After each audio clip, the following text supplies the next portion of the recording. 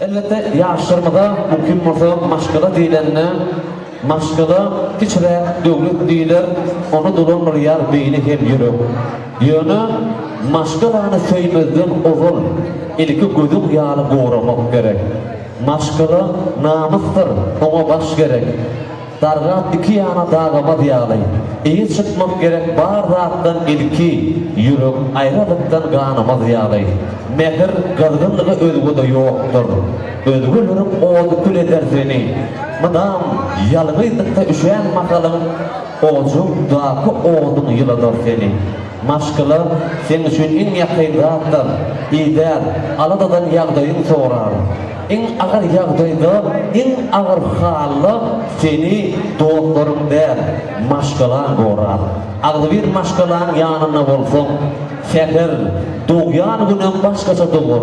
Gerek olsa canın adam kaygırma sebebi maşkıla bar da deger diye şahir. Ini ihmanlar gözümü diyelim. Her bir davranışda buraya solun aliyasam ne şartlanıya ne tanfediye ne vurguluya ne mulukadık doğrultuğunu anıkladık bulun. Ben diye şu şeyler en yakın yarlaşlarımın bolcuk kutularımızı söz verirler mukadim alalı diyerek.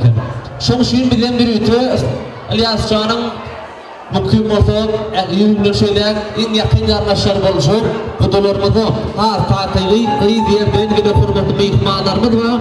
Ülcürün gelmedin mehrivanları, ayarlıqonlarını, jiglerini, genecelerini, ülcürünün zoralarını, hürmetli mümkün toysaqnamızın merkezine şağıriyaz, kudurur, eri kudurur, sizin suyucu ardımız ölümüzün toyumuzun davarası devam edilir diye.